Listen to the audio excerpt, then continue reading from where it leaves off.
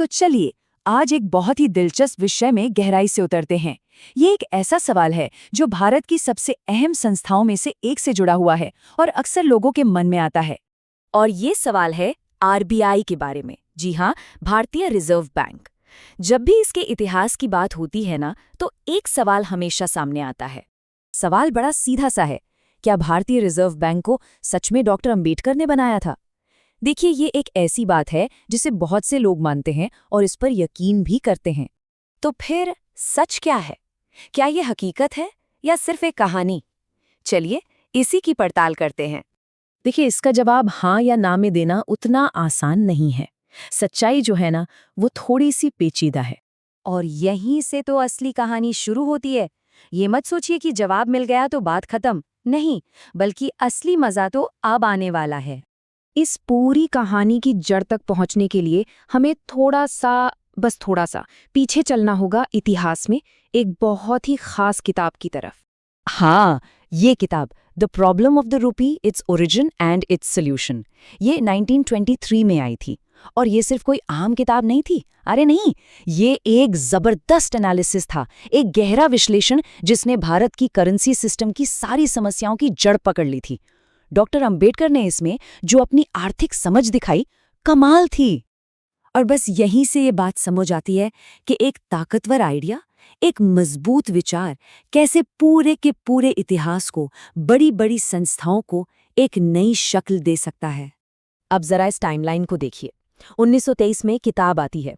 ठीक 3 साल बाद 1926 में ब्रिटिश सरकार एक कमीशन बनाती है, हिल्टन यंग कमीशन। इसका काम था भारत के पैसे और फाइनेंस के सिस्टम को स्टडी करना। और फिर करीब 10 साल बाद 1 अप्रैल 1935 को आरबीआई की स्थापना हो जाती है। अब ये जो तारीखें हैं ना, ये बस कैलेंडर की तारीखें नहीं है, इनके बीच एक बहुत गहरा कनेक्शन है। तो सवाल ये है कि ये सब जुड़ा कैसे?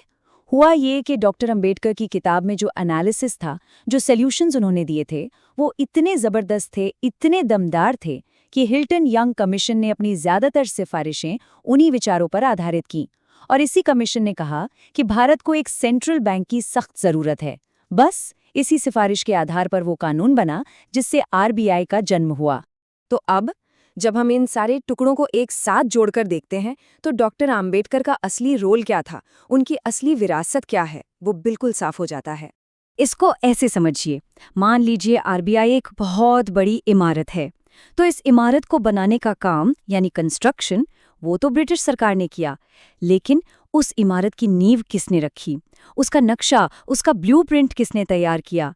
वो किया डॉक्टर अंबेडकर के विचारों ने। वो वैचारिक नींव, वो इंटेलेक्चुअल ब्लूप्रिंट उन्हीं का था। तो आखिर में बात क्या है? क्या डॉक्टर अंबेडकर ने आरबीआई बनाया? अगर सीधे सीधे कहें तो नहीं, पर असली सवाल ये है, क्या उनके विचारों के बिना आरबीआई बन पाता या वैसा बन पाता जैसा आज है? इसका जवाब है बिल्कुल नहीं।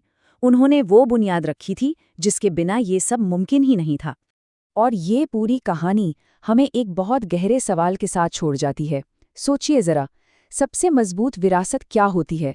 वो जो ईंट पत्थर से बनती है या वो जो दूर तक देखने वाले ताकतवर विचारों से बनती है?